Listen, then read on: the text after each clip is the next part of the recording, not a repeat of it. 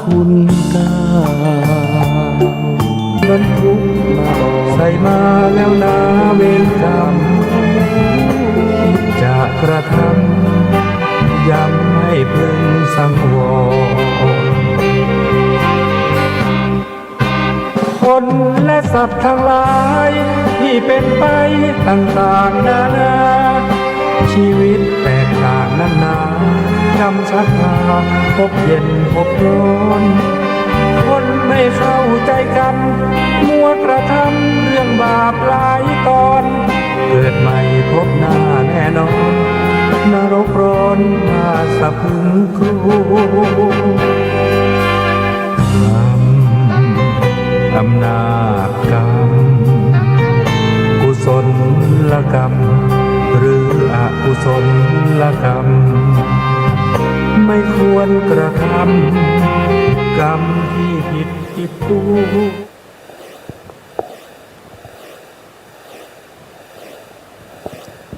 พุทธังสรณังกัจฉามิธัมมังสรณังกัจฉามิสังฆังสรณังกัจฉามิกราบนมัสการพระมหาเถระพระสังฆาธิการพระเถรานุเถระข้าพดีท่านผู้ฟังและผู้ชมทุกท่านที่ติดตามในรายการพระไตรปิฎกลอยฟ้าครั้งนี้เป็นครั้งที่116เราพูดถึงในเรื่องของศีลก็อยู่ในศีลสี่นะครับศีลสี่ที่ชื่อว่าจตุปาริสุทธิศีลจตุปาริสุทธิศีลก็คือศีลที่มีอยู่สี่ข้อด้วยกันนั่นก็คือหนึ่งคือปาติโมกข์สังวรศีลสองคืออินทรีย์สังวรศีลสามคืออาชีวปาริสุทธิศีลสี่ก็คือปัจจยสันนิสิตศีลเราอยู่ในข้อที่สามก็คืออาชีวปาริสุทธิศีลอาชีวปาริสุทธิศีลก็คือเกี่ยวกับเรื่องของการแสวงหาปัจจัยสี่ไม่ว่าจะเป็นเรื่องของเครื่องนุ่งห่มแต่ส่วนมากก็จะพูดถึงเรื่องของพระภิกษุนะครับข้อมูลนี้ก็นำมาจากในวิสุทธิมรรควิสุทธิมรรคนะซึ่งผู้ที่ได้รวบรวมวิสุทธิมรรคก็คือท่านพระพุทธโฆษาจารย์นะครับซึ่งท่านอยู่ในช่วงพ.ศ. ประมาณ900กว่าท่านเป็นผู้รวบรวมไว้รวบรวมมาจากพระไตรปิฎกทั้งที่เป็นพระบาลีก็คือเป็นพุทธพจน์แล้วก็ในส่วนที่เป็นของอัครสาวกพระสารีบุตรเป็นบางส่วนในมหานิเทศก็จะรวบรวมมาแล้วทุกวันนี้เราผู้ที่จะศึกษาในเรื่องของการประพฤติปฏิบัติส่วนมากก็ยึดถือเอาวิสุทธิมรรคนี้เป็นตัวอย่างเป็นข้อดำเนินไปเป็นข้อประพฤติปฏิบัติเพื่อไม่ให้เสียเวลานะครับเราก็ไปต่อครั้งที่แล้วครั้งที่แล้วก็พูดถึงเรื่องของบาปธรรมบาปธรรมมีอยู่ทั้งหมด5ข้อด้วยกันบาปธรรม5อย่างในพระบาลีก็คือพระบาลีก็คือหมายถึงว่าเป็นพุทธพจน์นะครับพระบาลีเนี่ยถือเป็นพุทธพจน์ในบาปธรรม5อย่างนั้นก็มีหนึ่งก็คือบาปธรรมอันเนื่องจากการหลอกลวงการแสวงหาลาภด้วยการหลอกลวงนั่นก็คือได้แก่กูหนากูหนาแปลว่าการหลอกลวงเพื่อให้ได้มาซึ่งปัจจัยสี่นี่เราพูดไปครั้งที่แล้วนะครับ ข้อที่สองก็คือการพูดเลาะเล่มการพูดเลาะเล่มนั่นก็คือได้แก่ลับปนาหรือพูดยกย่องนะครับยกย่องหรือว่าพูดเอาใจพูดโอ้อวดพูดทับเพื่ออะไรเพื่อให้เขาถวายปัจจัยสี่นะนี่คือข้อที่สองเขาเรียกว่าเป็นบาปธรรมนะเป็นบาปธรรมเพราะพระพุทธองค์ตรัสไว้ว่าสิ่งเหล่านี้เป็นบาปธรรมนะก็ขึ้นไปนิดหนึ่งนะครับแล้วก็เนี่ยนะครับข้อที่สามนะข้อที่สามเนี่ยบาปธรรมที่บาปธรรมนั้นนะครับก็คือการกระทำนิมิตการกระทำนิมิตก็คือทำให้ผู้ที่เป็นทายกทายิกาผู้ที่เป็นอุบาสกผู้ที่เป็นอุบาสกอุบาสิกาหรือเป็นฆราวาสที่เขามีศรัทธาเนี่ยเขาต้องการถวายปัจจัยสี่แต่พระก็จะทำเป็นนิมิตว่าต้องการอะไรทำเป็นนิมิตต้องการอะไรอย่างเช่นมองบ่อยๆนะมองบ่อยๆนะมองดูสิ่งที่ตัวเองต้องการนั้นบ่อยๆเดี๋ยวไปดูบ่อยๆหรือว่าไปยืนมองหรือว่าไปยืนดูอยู่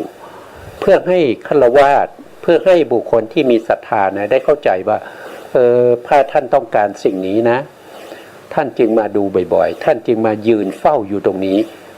เราควรจะถวายสิ่งนี้อย่างนี้อันนี้ก็เป็นบาปธรรมก็คือการท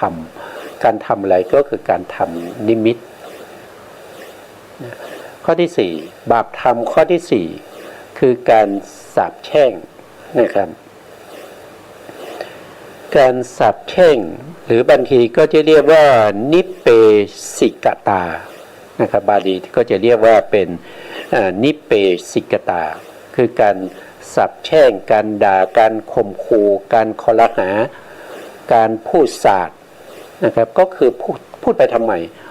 ก็พูดไปเพื่อให้ได้ปัจจัยสี่นะเพื่อให้ได้ปัจจัยสี่มาไม่ว่าจะเป็นจีวรนะอัฐบริขารทั้งหลายพวกนี้ไงจีวรสังฆติสบงบาตรอะไรพวกนี้นะที่ตัวเองต้องการนะครับก็ไปยืนดูก็พูดในทำนองว่าสิ่งของเหล่านี้ก็เป็นสิ่งของที่มีบุญแต่คงจะไม่มีคนใจบุญนะครับที่จะนำเอาบาตรดีๆอย่างนี้มาถวายนะครับก็พูดสาปแช่งว่าไม่ถวายก็คงจะได้บาปเลยนะถ้าถวายก็คงจะได้บุญนะครับและถวายแก่พระภิกษุผู้มีคุณอย่างเราก็จะได้บุญมากเนี่ยก็จะพูดไปลักษณะอย่างนี้นะครับก็เป็นการพูดในลักษณะว่านิปะขิกตานะครับก็คือการพูดสาปแช่งนั่นเองอันนี้ก็เราก็ผ่านไปเมื่อครั้งที่แล้วบาปธรรมข้อที่ห้านะครับก็คือการแสวงหาลาภด้วยลาภการแสวงหาลาภด้วยลาภเนี่ยก็คือหมายความว่าเมื่อเราได้ปัจจัยสี่อย่างใดอย่างหนึ่งมามากนะครับมันมากเรามีมากเนี่ยก็เอาปัจจัยสี่เหล่านั้นไปให้แก่ฆราวาสที่ไม่ใช่ญาติของเราไม่ใช่พระภิกษุสามเณรแต่ไปให้ฆราวาสที่เห็นว่าเขามีสิ่งของที่เราต้องการนะเราอาจจะมีอาหารใช่ไหมเราจะมีอาหารเช่นยกตัวอย่างเช่นเราอยากจะได้อาหารที่ลาบเราอยากจะได้ลาบหรือได้เนื้อได้อะไรพวกนี้แต่เรามีอะไรเรามีผักนะเรามีผักนะแล้วก็เอาผักนี้ไปให้นะไปให้ฆราวาสนะฆราวาสเขามีลาบเขาก็จะแบ่งลาบมาให้เราอย่างเงี้ยอันนี้เป็นการแสวงหาด้วยการเขาเรียกว่าเอาลาบต่อลาบนั่นเองนะครับก็คือลาบที่ได้มาจากฆราวาสคนอื่นแล้วก็ไปแลกนะครับไปแลกคือไม่ได้บอกว่าแลกเพียงแต่ เอาไปเพื่อให้เขาอย่างเนี้ยเขาก็รู้นะครับฆราวาสอุบาสกอุบาสิกาเขาก็รู้เขาก็จะถวายสิ่งที่เป็นสิ่งที่ท่านไม่มีอ่ะนะครับก็คือเอาผักไปแลกลาบนะครับนะหรือว่าเอาลาบในที่นี้หมายถึงหมายถึงอะไรอ่ะหมายถึงลาบเนื้อนะครับเป็นหมูลาบหรือเป็นเนื้อโคที่เอาลาบแล้วก็ปรุงกับเครื่องเทศต่างๆนะครับแล้วก็เอาเครื่องในที่สุกแล้วหรือทอดแล้วเนี่ยคลุกเคล้าลงไปนะครับแล้วก็น้ำพริกเข้าไปใส่แล้วก็คนนะครับอันนี้ก็ฟังท่านอาจจะถ้าพูดลาบนี้ก็น่าจะเข้าใจนะครับเพราะว่าคนส่วนมากทางเหนือก็รู้เรื่องนะครับก็รู้เรื่องอยู่นะครับแต่บางที่อาจจะไม่รู้เรื่องนะครับนะอันนี้ก็จะมีอธิบายโดยละเอียดอีกทีหนึ่งนะครับไปอยู่ในหน้าต่อไปนะหน้าต่อไปท่านก็จะอธิบายนะครับที่ผ่านมาเมื่อกี้นี่คือเราพูดย่อๆพูดคร่าวๆไม่ได้อธิบายอะไรมากนะครับวันนี้ตรงนี้ก็ท่านก็จะได้อธิบายไว้นะครับในบาปธรรมในข้อที่หนึ่งนะครับที่ชื่อว่ากูหนะนะครับชื่อว่ากูหนะคือการหลอกลวงนะครับการหลอกลวงก็เพิ่งทราบนะครับอธิบายในกูหนะนิเทศนี่แปลว่าขยายความนะครับขยายความถ้าเป็นอุเทศนี่ก็คือหมายถึงว่าคล้ายๆเป็นหัวข้อเหมือนสารบัญเท่านั้นเองถ้านิเทศก็คือขยายความท่านจะขยายความนะครับไม่ใช่ผมท่านขยายความผมเพียงแต่เป็นผู้ที่นำในการศึกษานะครับคล้ายๆไปรษณีย์นะศึกษาร่วมกันนะครับศึกษาร่วมกันเพราะว่าผมก็มีความรู้น้อยอยู่นะครับก็ร่วมศึกษาด้วยกันนะ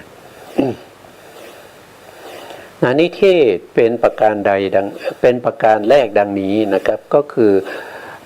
ผู้อิงอาศัยลาภสักการะและความสรรเสริญนะคือ ความว่านะผู้อิงอาศัยคือผู้ปรารถนาลามกลาภสักการะ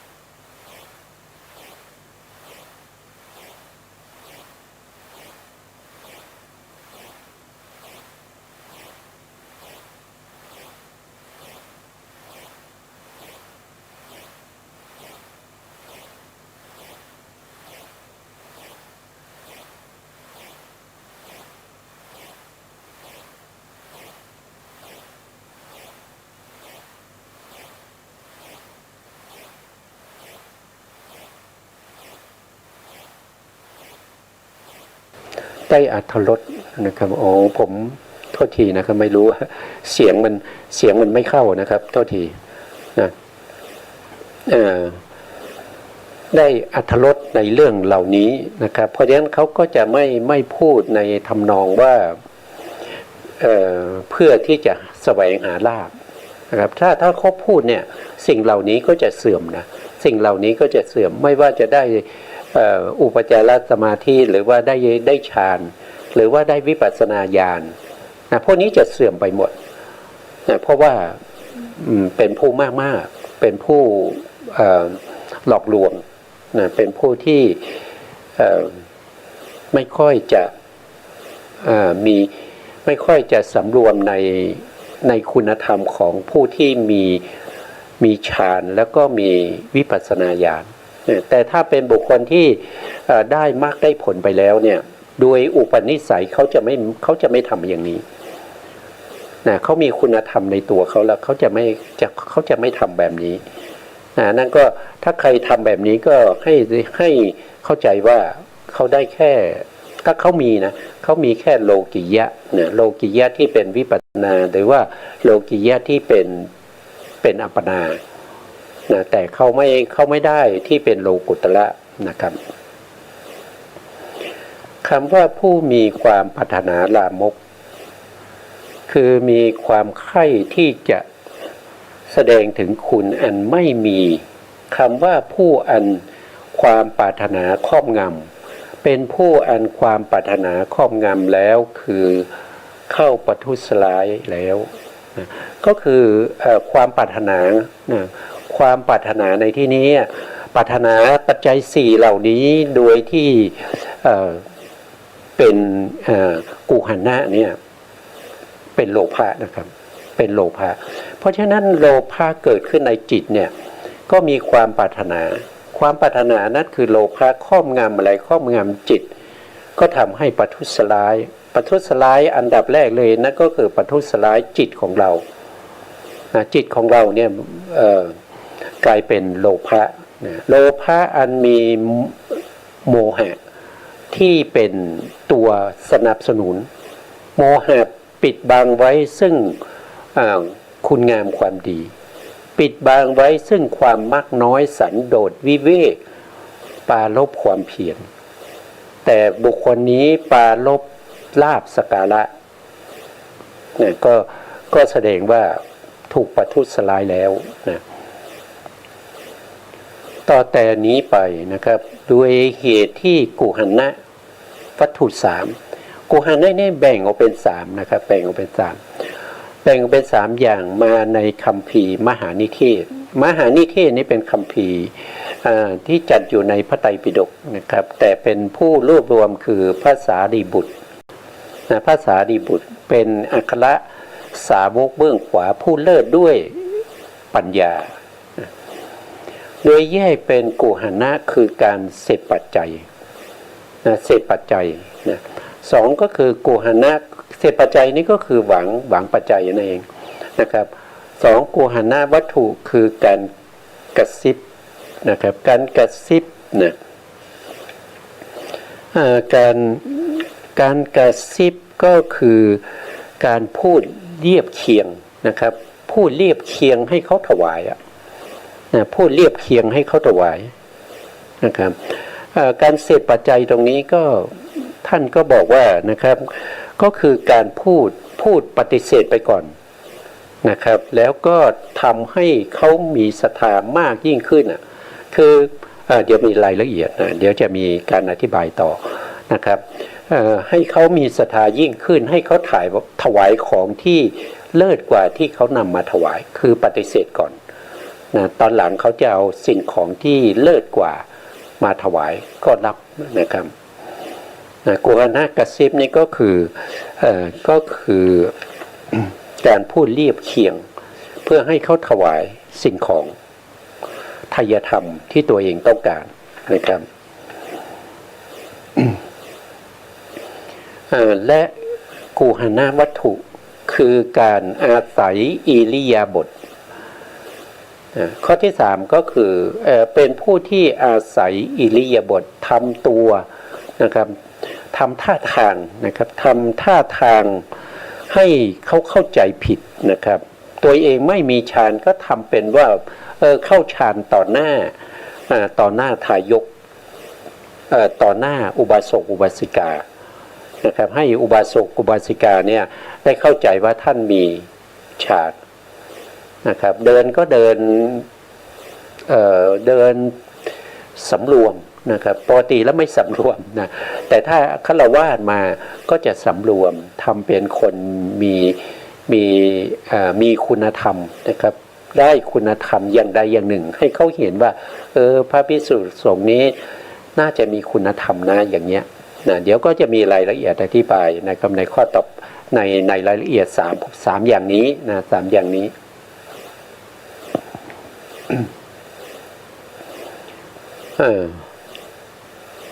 พระผู้มีพระภาคเจ้าปรารภคำมีอาทิว่าปัจจยปฏิเสวนะสังขาเตนะวาถ้าแปลก็ว่าด้วยกุหณวัตถุคือการส่องเสพปัจจัยสี่ส่องเสพปัจจัยสี่ก็คือที่พูดไปก็คือปฏิเสธก่อนแล้วก็รับทีหลังนะครับคือกุหณะคือการต้องเสพปัจจัยคือการทำให้พิศวงทำให้พิศวงมีการปฏิเสธเพราะเป็นการอาศัยความเป็นผู้ปรารถนาลามกเมื่อถูกฆราวาสทั้งหลายนิมนต์ด้วยปัจจัยทั้งหลายมีจีวรเป็นต้นทั้งที่ตนมีความต้องการปัจจัยนั้นอยู่และด้วยการยังรู้ถึงข้าหบดีเหล่านั้นว่าเป็นผู้ที่มีศรัทธาเป็นผู้มีศรัทธานะถ้าไม่มีศรัทธาก็เขาก็ไม่ทำอย่างนั้นนะก็ต้องรู้ด้วยว่าที่เราปฏิเสธเนี่ยเขามีศรัทธานะไม่ใช่ว่าเขาไม่มีศรัทธาปฏิเสธก็หมดกันนะครับเขาไม่ถวายเขาไม่มาละนะเขาไม่มาถวายทีหลังนะครับแล้วก็ตั้งมั่นในตนคือศรัทธาในตัวเองนะครับฆราวาสนี้เขาศรัทธาในพระองค์นั้นเขารู้อยู่นะเขารู้อยู่นะเมื่อเขาพูดโอ้พระคุณเจ้าเนี่ยมักน้อยนะคือปฏิเสธเนี่ยเขาผู้ที่มาถวายที่มีศรัทธาต่อตัวเองก็นึกในใจหรือพูดออกมานะครับว่าโอ้พระคุณเจ้านี่เป็นผู้ที่มักน้อยนะครับไม่ต้องการที่จะได้รับปัจจัยอะไรเลยนะครับถ้าหากว่าพระคุณเจ้าพึงรับปัจจัยอะไรสักอย่างเล็กน้อยก็จะพึงเป็นอันเราทั้งหลายได้ดีแล้วหนอนะถ้าพระคุณเจ้าเนี่ยรับ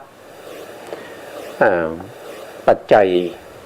สี่อย่างใดอย่างหนึ่งไม่มากก็ตามนิดๆหน่อยๆก็ตามนะครับก็จะเป็นประโยชน์และความสุขแก่พวกเรานะดังนั้นแล้วนะจึงพากันน้อมถวายปัจจัยทั้งหลายมีจีวรเป็นต้น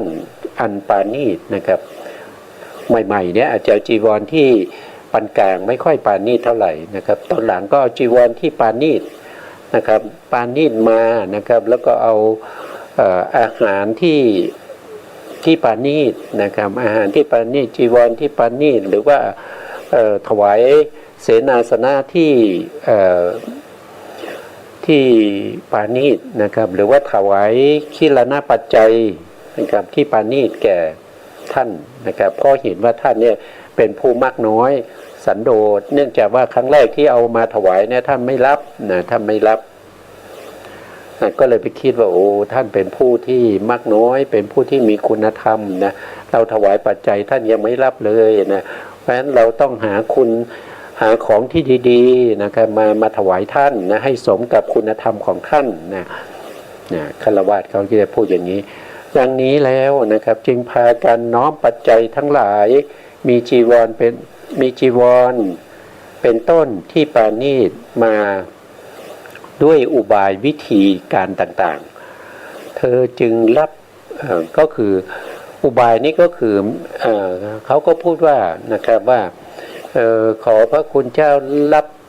ทายทานของพวกเราเถิดนะครับเพื่อเป็นประโยชน์และความสุขแก่พวกเรานะครับ คุณธรรมที่ท่านมีคุณธรรมพวกเราจะได้ได้บุญบ้างนะครับถ้าท่านไม่รับเนี่ยพวกเราไม่ได้บุญนะครับขอให้ท่านรับเธอนะครับพระท่านก็บอกว่าถ้าอย่างนั้นนะครับถ้าอย่างนั้นก็ไม่เป็นไรเราก็จะอนุเคราะห์แก่พวกเธอทั้งหลายนะครับให้พวกเธอทั้งหลายเนี่ยได้บุญนะครับก็รับไปนะครับตอนหลังก็รับมากนะครับรับมากเป็นเล่มเกวียนนะครับก็คือบางทีก็เอามาถวายมากนะครับ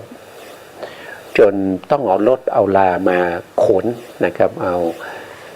รถปิกอัพมาใส่นะครับมาใส่เครื่องปัจจัยมีจีวรมีสังฆติมีอัฐบริขารมีอาหารต่างๆนะครับมากมายตอนหลังก็จะเป็นอย่างนั้นนะอันนี้ก็คือการทำให้ภิกษุทำนองนี้นะครับก็คือปฏิเสธก่อนนะปฏิเสธก่อนทำให้เขามีศรัทธายิ่งขึ้นนะครับแล้วก็ตอนหลังเขาก็มาพูดว่าเขาอยากได้บุญอย่างนั้นอย่างนี้ขอพระคุณเจ้าจงรับเธอเนี่ยก็เลยรับนี้ไม่ใช่รับแบบธรรมดานะท่านยังบอกว่าการรับนี้ปกติแล้วเราไม่อยากจะรับนะแต่ว่าเพื่อให้ท่านนะได้บุญนะเพื่อให้ท่านได้บุญไม่เสียกำลังใจนะอุตส่าห์ที่จะหาปัจจัยทั้งหลายเนี่ยมาถวายเราอันนี้ก็เป็นที่ท่านอธิบายนะครับในข้อที่หนึ่งนะครับอันนี้คงท่านพูดถึงการแซงเสพนะการแซงเสพปัจจัยนะครับการแซงเสพปัจจัยก็คือหมายถึงว่านะครับคือปฏิเสธก่อนแล้วรับนะครับอันนี้ก็ได้อธิบายไปแล้วนะครับอยู่ข้างบนนะครับข้างบนตรงนี้เขาจะขยายจะมีการขยายความนะครับพระอัฏฐกถาจารย์พระพุทธโฆษาจารย์ท่านขยายความไว้นะครับโกหณวัตถุคือการแซงเสพปัจจัยเป็นอย่างไรในศาสนานี้ข้าบดีทั้งหลายนิมนต์พระภิกษุมีพระภิกษุด้วยจีวรบิณฑบาตเสนาสนะและคิลนะปัจจัยเภสัชบริขารภิกษุนั้นเป็นผู้ที่มีความปรารถนาลามกผู้อันความปรารถนาลามกครอบงำแล้วมีความต้องการจีวรบิณฑบาตเสนาสนะคิลนะปัจจัยเภสัชบริขารอยู่เพราะอาศัยความอยากได้ยิ่งขึ้นอยากได้ยิ่งขึ้นคืออยากจะให้เข้ามาถวายของที่ดีๆกว่านี้หรือว่าอยากจะได้มากยิ่งขึ้นนั่นเองนะครับจึงบอกปัดจีวรบอกคือปฏิเสธนะครับบอกปฏิเสธจีวรบอกปฏิเสธอาหารบิณฑบาตนะบอกปฏิเสธเสนาสนะนะบอกปฏิเสธคิลนะเภสัชนะเธอพรรณนา อย่างนั้นว่านะครับประโยชน์อะไรกับสมณะด้วยจีวรนะที่มีคุณค่าการที่สมณะพึงเก็บเอาผ้าที่เขาทิ้งแล้วจากป่าช้าจากกองขยะนะจากถนนหนทางที่ตลาดนะในกองขยะมาทำสังฆตินี้เป็นการสมควรประโยชน์อะไรกับอาหารที่มีค่ามากการที่สมณะพึงสำเร็จกิจด้วยอาหารนั้นทำเป็นก้อนข้าวซึ่งได้มาด้วยพิสาจารเป็นวัดอย่างนี้ก็สมควรก็คือหมายความว่าอาหารที่นำมาถวายเนี่ยมันก็ดีนะแต่ก็ไม่เหมาะสมกับพระสงฆ์อย่างเรานะครับเรามีการบิณฑบาตเป็นวัดนะครับพิสาจารนะครับเป็นวัดเราบิณฑบาตฉันเป็นวัดอยู่แล้วนะครับก็ไม่อยากรับทำเป็นไม่อยากรับนะครับแล้วก็มีประโยชน์อะไรกับเสนาสนะที่มีค่ามากนะครับการที่เสนาสนะเราพึงอยู่ที่โคนไม้นะครับอยู่ป่าช้าหรือว่าอยู่ในกลางแจ้ง นะครับสิ่งเหล่านี้ไม่สมควรแก่เรานะประโยชน์อะไรกับคีลนะเภสัชบริขารอันมีค่าการที่สมณะอย่างเราเนี่ยนะครับก็น่าจะฉันอะไรฉันน้ำมูดเน่านะครับที่ดองด้วยลูกสมอนะเอาลูกสมอเนี่ยไปดองกันฉี่นะครับหรือปัสสาวะของโคนะครับแล้วก็ฉันเป็นยานะครับฉันเป็นคีลนะปัจจัยนะครับอันนี้สมควรแก่พระนะครับการพูดอย่างนี้เพราะอะไรก็พูดให้เขาเนี่ยเกิดศรัทธามากขึ้นนะให้เขาศรัทธามากขึ้นนะเธอจึงพระภิกษุนั้นก็นุ่งห่มจีวรที่ปอนๆนะครับจีวรเก่าๆนะไม่ใช่จีวรใหม่นะครับทำตัวอย่างนั้นแล้วก็บริโภคฉันอาหารบิณฑบาตที่ไม่ปราณีตนะเสพเสนาสนะที่มัวหมองนะครับแล้วก็คีลนะเภสัชของท่านก็เป็นอย่างถูกๆนะครับฆรหัสบดีทั้งหลายเห็นอย่างนั้นแล้วก็เกิดศรัทธายิ่งขึ้นนะครับเกิดศรัทธายิ่งขึ้นแล้วก็ว่าพระสงฆ์นี้นะเป็นผู้มากน้อยสันโดษนะครับชอบสงบสงัดนะครับไม่คุกคีปราลบความเพียรมีวาทะกำจัดกิเลส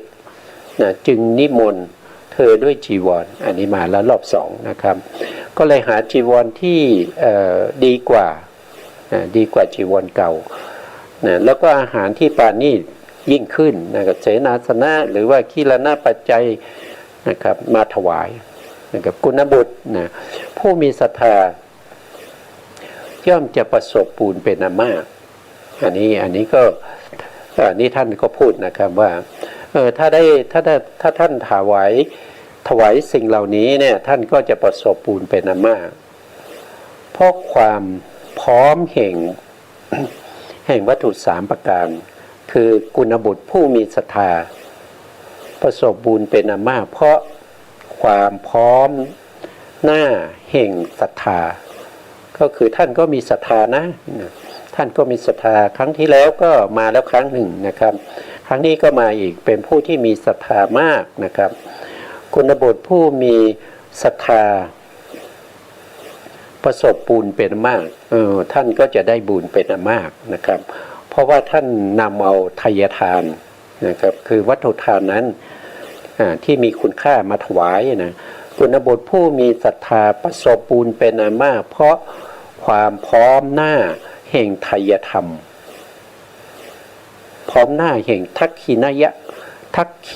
ยะบุคคลนะก็คือหมายถึงว่าท่านมาถวายแก่เราเนี่ยนะครับท่านก็จะได้บุญมากนะครับเพราะว่าเราเป็นผู้ที่มีคุณธรรมนะครับโอ้อวดละนะครับท่านทั้งหลายนะครับมีศรัทธานี้อยู่นะครับไทยธรรมก็มีอยู่อาตมาก็เป็นปฏิฆาหกอาตมาจะไม่รับท่านทั้งหลายก็จะเสื่อมจากบุญนั้นนะด้วยอาการอย่างนี้อาตมาก็จำเป็นที่จะต้องรับนะครับเพื่ออนุเคราะห์แก่ท่านทั้งหลายนะอนุเคราะห์ท่านทั้งหลายนะครับด้วยอาศัยเหตุนั้นเธอจึงรับนะครับรับไปหมดเลยนะครับเอาหมดเลยนะทุกอย่างที่เขามาถวายนะครับเพราะว่าเขานั้นถวายด้วยศรัทธานะครับแต่ที่เรารับนั้นเรารับด้วยโลภะนะโลภะเพราะเราต้องการนะครับอย่างนี้นะเรียกว่าเป็นกุหณวัตถุคือการแซงเสพปัจจัยก็คือปฏิเสธก่อนแล้วก็รับทีหลังนั่นเองนะครับอันนี้มีผ่านไปนะครับ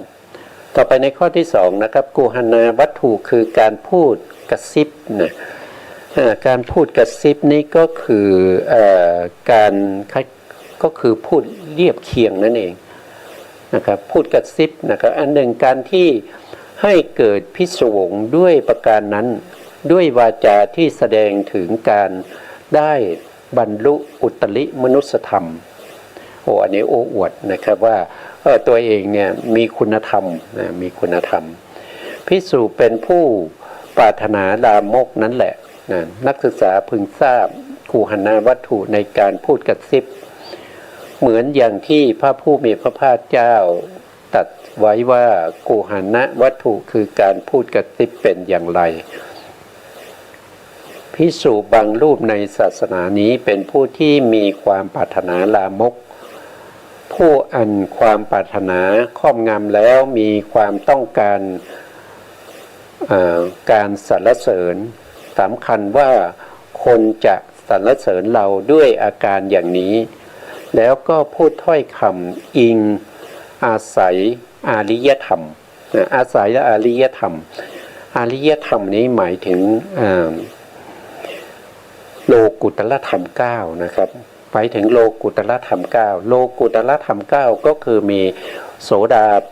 ปฏิมรรคนะมันมีอยู่9อย่างนะครับ1ก็คือโสดาปฏิมรรค2ก็คือโสดาปฏิผล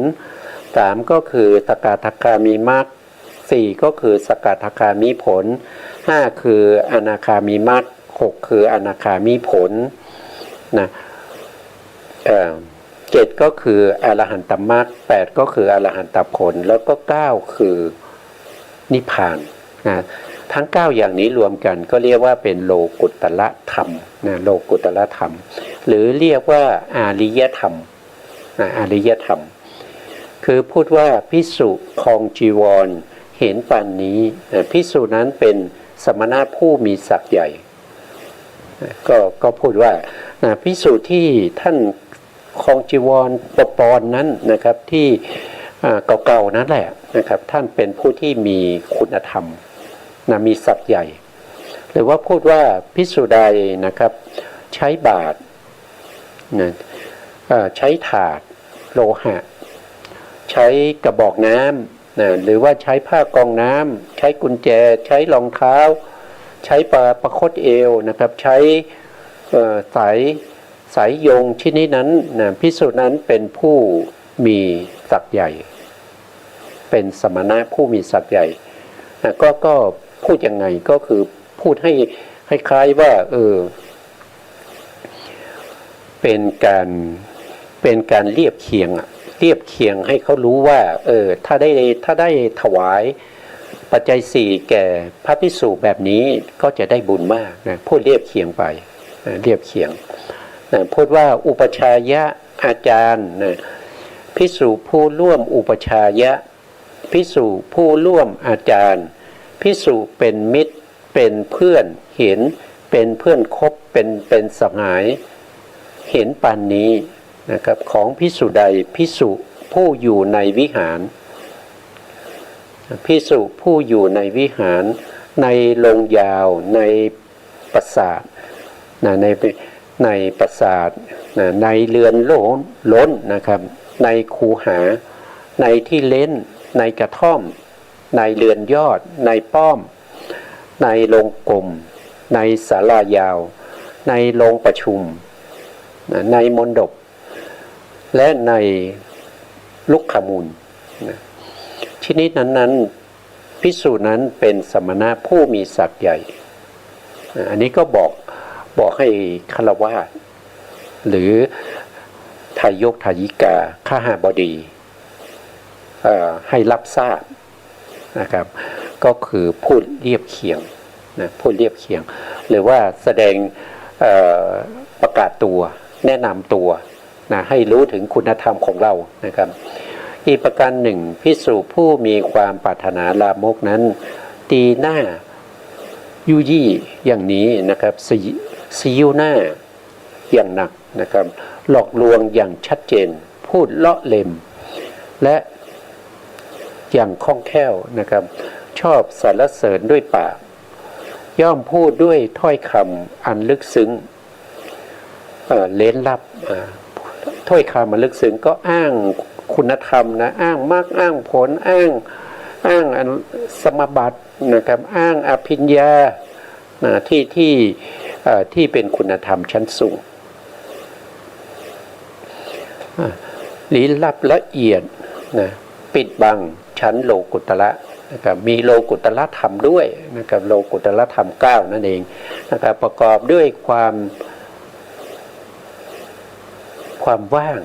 นะครับเช่นนั้นว่าตมนานี้ ได้วิหารสมบัตินะวิหารสมบัติคำว่าวิหารนี้ก็คือหมายถึงว่ามีอยู่4อย่างนะครับไม่รู้ว่าจะจำได้ไหมหนึ่งก็คือเขาเรียกว่าพรหมวิหารนะครับพรหมวิหารก็คือได้แก่ผู้ที่อยู่ด้วยนะวิหารแปลว่าอยู่ด้วยนะ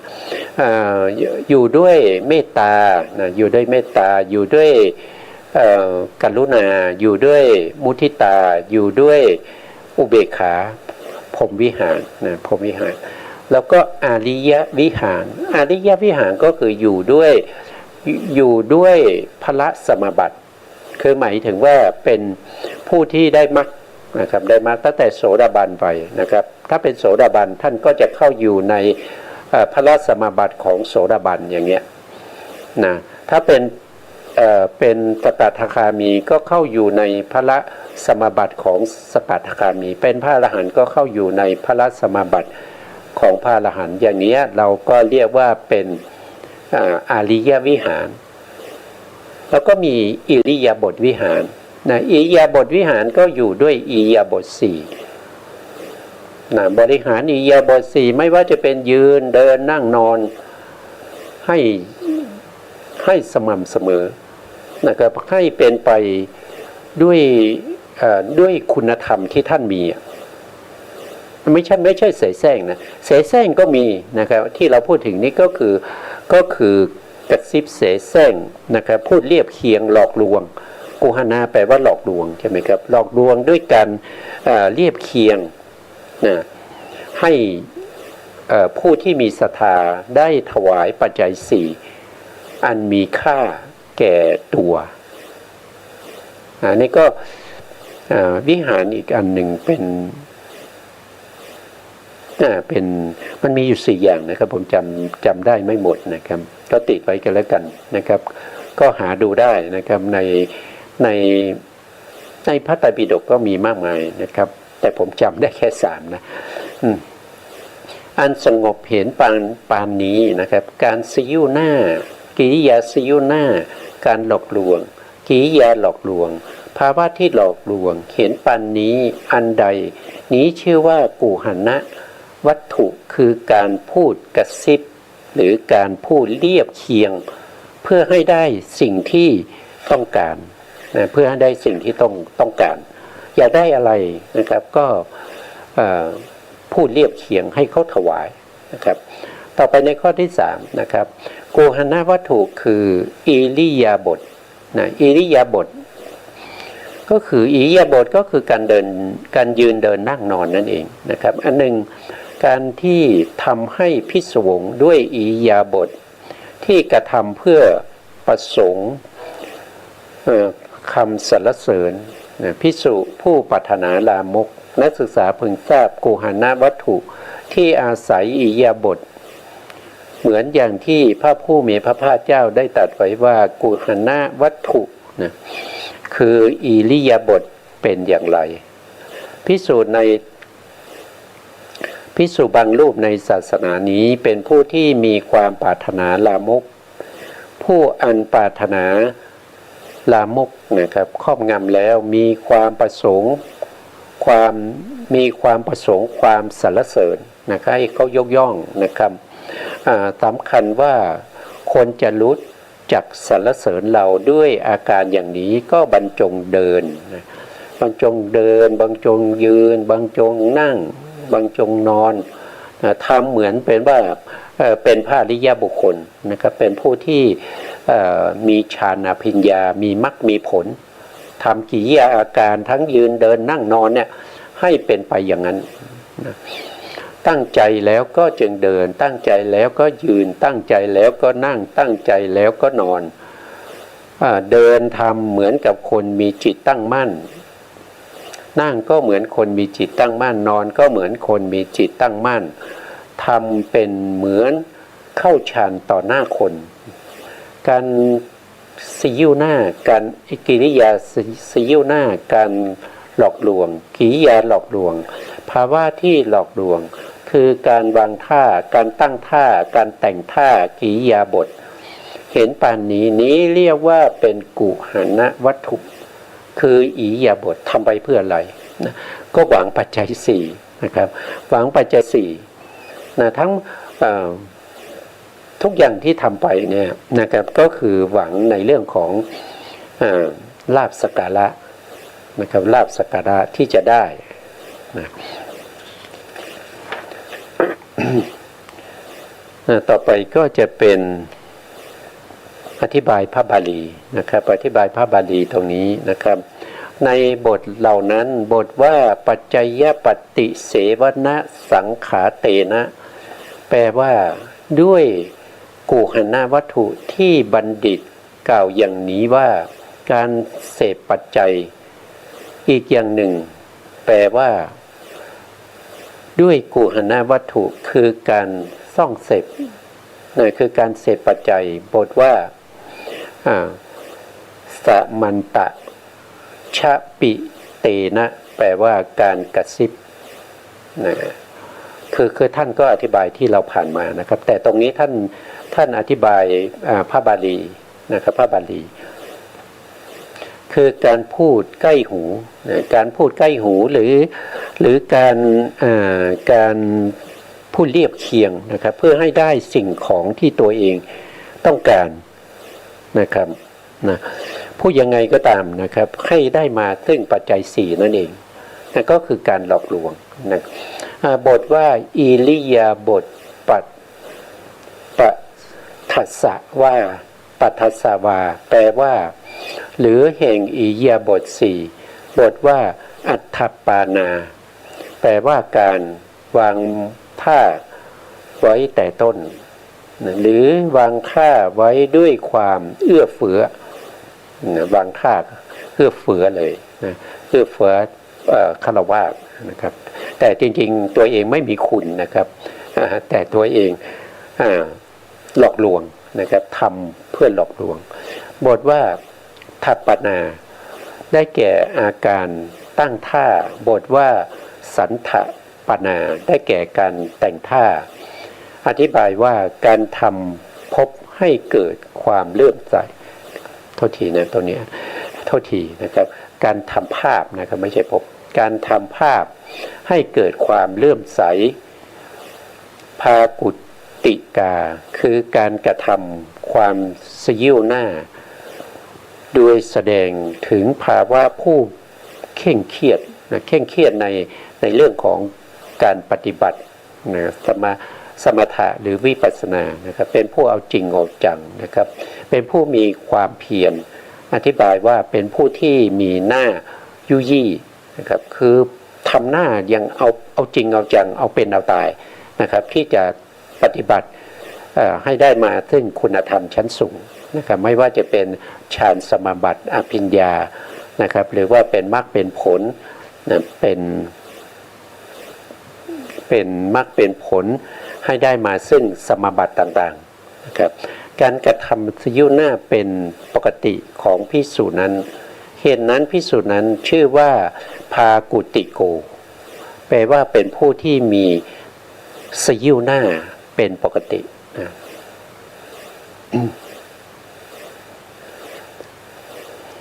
แห่งภิกษุผู้มีการกระทำความสยิวหน้าเป็นปกติชื่อว่าภากุติยังแปลว่าสภาวะแห่ง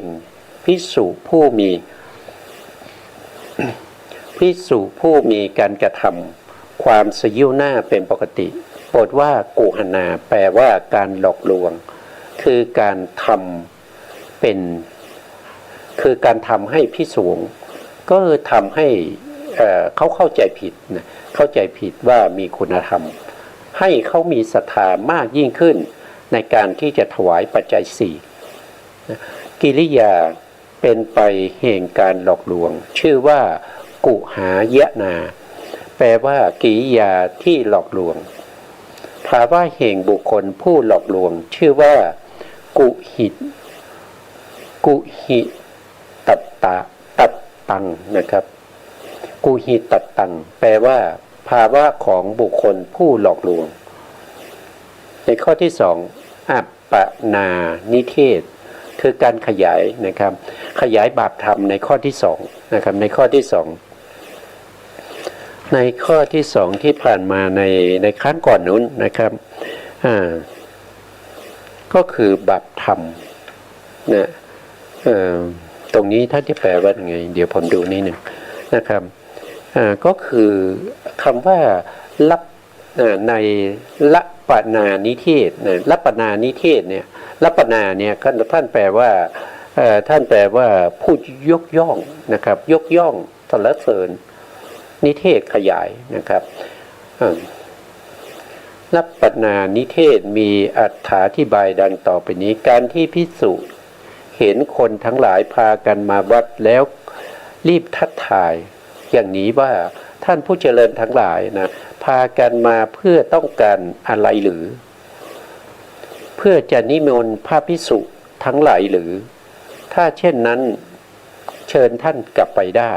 อาตมาจะพาพระภิกษุทั้งหลายไปภายหลังก็คือเห็นเขามาก็ไปรีบเอาไป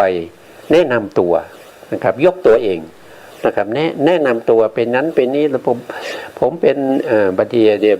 เป็นเจ้าวาดผมเป็นเจ้าวาดอยู่วัดนี้นะครับผมเป็นผู้ช่วยเจ้าวาดผมเป็นรองเจ้าวาดผมเป็น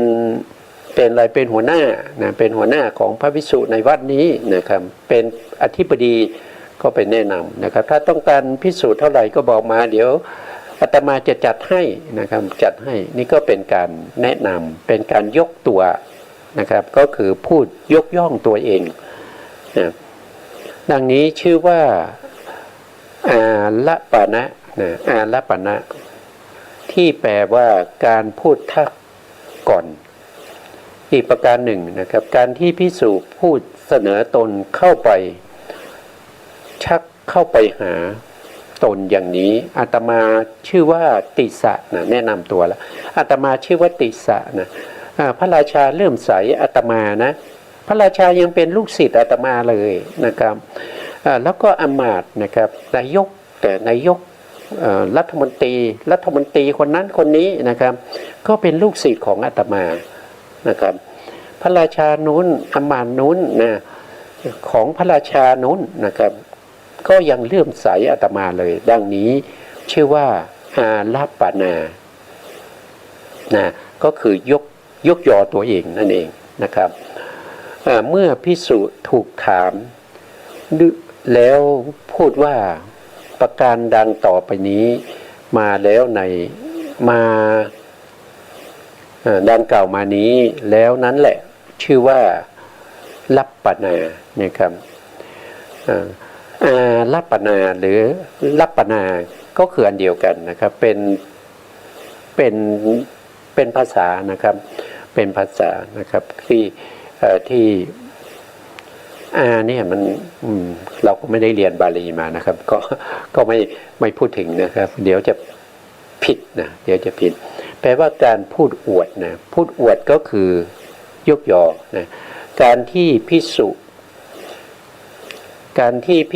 กลัวในอันที่ข้าบดีทั้งหลายจะนายแหนงนะครับ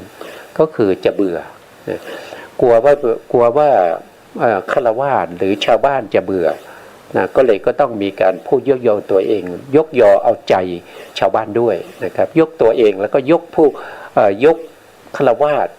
พวกนั้นด้วยนะครับนะสรรเสริญเขาด้วยนะครับการพูดเอาใจให้โอกาสเสียเรื่อยๆชื่อว่าสารปนาแปลว่าการพูดเอาใจการที่ภิกษุพูดยกให้สูงขึ้นอย่างนี้ท่านกุมภพีใหญ่นะครับท่านในเรือใหญ่อันนี้ก็เป็นท่านผู้มีอันจะกินนะครับหรือว่าเป็นเศรษฐีนะครับท่านเศรษฐีท่านข้าราชบดีนะครับหรือว่าท่านกำนันนะท่านผู้ใหญ่บ้านนะครับท่านเป็นอธิบดีเป็นใหญ่นะครับก็พูดยกย่องนะดังนี้ชื่อว่าอุลปนาแปลว่าการยกย่อการพูดยกให้สูงขึ้นด้วยส่วนอย่างสิ้นเชิงชื่อว่าสมูละ ปาสมุลปานาแปลว่าการยกยอให้หนักขึ้นการพูดผูกมัดคือพูดผูกมัดให้หนักขึ้นอย่างนี้ว่าอุบาสกอุบาสิกาทั้งหลายเมื่อก่อนในการเช่นนี้พวกท่านย่อมถวายนวทานนวนี้ก็แปลว่าใหม่นะเป็นทานใหม่นะครับให้สิ่งของแรกเกิดใหม่ๆบัดนี้ทำไมจึงไม่ถวายเหล้าเนี่ยเมื่อพูดยกยอพูดให้เขาเกิดศรัทธาแล้วก็เข้าเรื่องนะครับพูดเข้าเรื่องว่าสมัยนี้ก็เป็นสมัยที่เข้าใหม่นะครับเข้าใหม่แล้วเข้าใหม่ก็ออกแล้วนะครับทำไมท่านไม่ถวายเข้าใหม่ทำไมท่านไม่ถวายหน้านี้มันเป็นหน้าทุเรียนไม่ใช่หรือนะครับทุเรียนก็ออกแล้วทำไมท่านไม่ถวายทุเรียนล่ะก็พูดอย่างนี้นะทั้งนี้จนกว่าอุบาสกทั้งหลายนะครับกล่าวรับรองว่ารับรองคำนั้นว่าข้าแต่พระคุณเจ้าผู้เจริญกับผมจะถวายอยู่แต่ยังไม่ได้โอกาสดังนี้นะชื่อว่าอุนาหานาแปลว่าการพูดผูกมัดการพูดผูกมัดอีกประการหนึ่งภิกษุผู้เห็นอ้อยในมือแล้วถามว่าท่านเอาอ้อยมาจากไหนนะอุบาสกนะครับเอามาจากไร่ครับนะจึงถามต่อไปว่าอ้อยนี้มันหวานหรือเปล่าเนี่ยเขาก็บอกว่าต้องเคี้ยวดูครับถึงจะรู้เนี่ยภิกษุก็ว่าอุบาสกการที่ภิกษุพูดท่านทั้งหลายถวายอ้อยแก่ภิกษุนะหากสมควรหรือไม่นะครับก็พูดให้เขาถวายนั่นเองนะครับเมื่อพูดอย่างนี้เขาก็มีใจเขาก็จะถวายนะครับภิกษุผู้ปฏิเสธอยู่เห็นปานนี้ว่าเห็นปานนั้นชื่อว่าอุนาหานะการพูดผูกมัดบ่อยๆโดยส่วนอย่างสิ้นเชิงนี้ชื่อว่าสมูหานะสมูหานะหานาแปลว่าผูกมัดหนักขึ้นนะครับวันนี้เราก็เอาไว้แค่นี้นะครับเอาไว้แค่นี้เอาไว้ครั้งต่อไปนะครับครั้งต่อไปเราก็จะกลับมาพบกันใหม่วันนี้เวลาเราหมดนะครับเวลาเราหมดสุดท้ายนี้ขอกราบขอบพระคุณพระครูสมุทรวิสุวัฒน์วรกิจโจผู้อำนวยการสถานีวิทยุเพื่อการศึกษาพระพุทธศาสนาและวัฒนธรรม FM 104.5 เมกะเฮิรตซ์วัดไฟหินจังหวัดเชียงใหม่และขอกราบขอบพระคุณพระครูปริยัติยานุศาสตร์ขอบคุณท่านผู้ฟังและผู้ชมทุกท่านที่ติดตามในรายการพระไตรปิฎกลอยฟ้าพบกันใหม่ในโอกาสต่อไปครับพบกันใหม่ในครั้งหน้าครับสวัสดีครับทำบาปโหดร้ายมันไม่ใช่เรื่องยิ้มโหดผลลัพธ์หน้า